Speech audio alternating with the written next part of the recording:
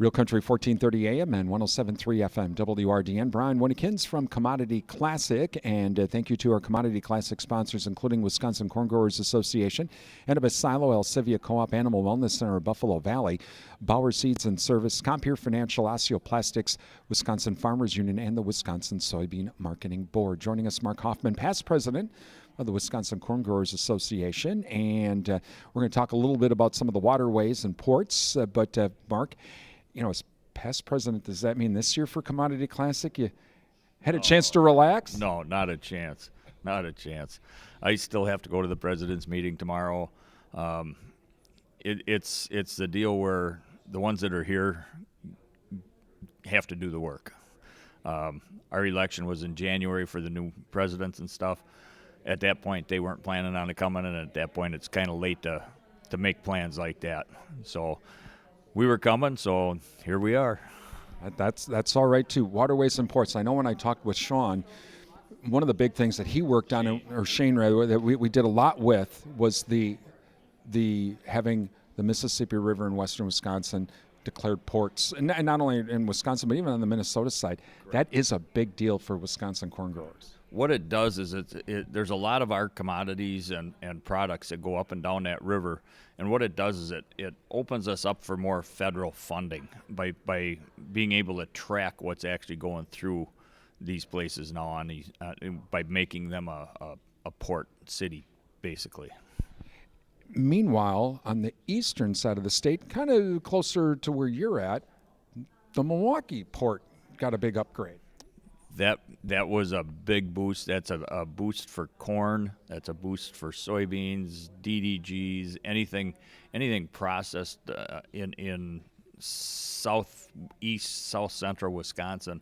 DeLong Company from Clinton built a huge transportation outlet there at the port of Milwaukee. I got to tour that back in July, I believe it was, and it's amazing. DeLongs do a fantastic job up there, so not only for our exports going out, it's always better. Duluth's even and Superior are doing some improvements to their port too for the folks in the north. Correct.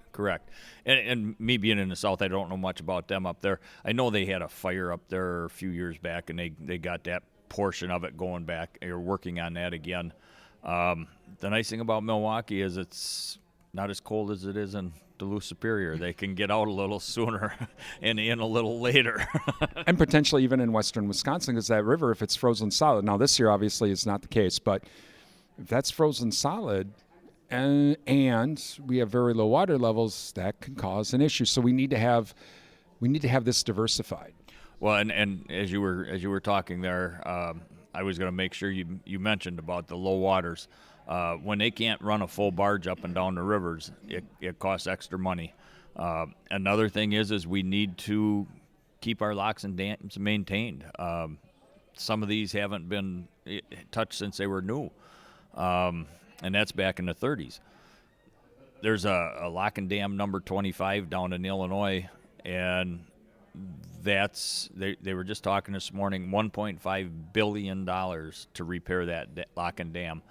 And it's been appropriated for 20 years, and it just keeps going up and up and up.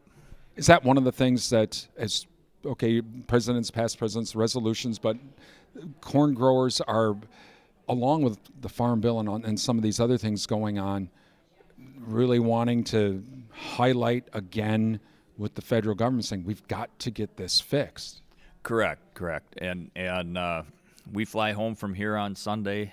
And the following Sunday, I fly to D.C. for 4 days to go hit up the hill and kind of tell them what our problems are and what we need them to work on, and waterways that's a top priority.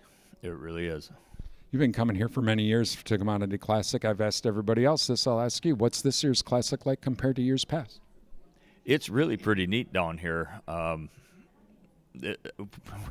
Like we talked in the beginning, I don't have a lot of time to do much other than all our meetings and stuff, but this trade show is pretty neat. I mean, it's big. It's big. John Deere introduced a bunch of new equipment and stuff the other day. I talked to some of those people, and they said John Deere is only working with two two trade shows anymore, and it's Commodity Classic and Farm Progress Days. The rest of them, they'll have machinery there, but it's all going to be dealer supported. That is Mark Hoffman. He's past president of the Wisconsin Corn Growers Association here at Commodity Classic.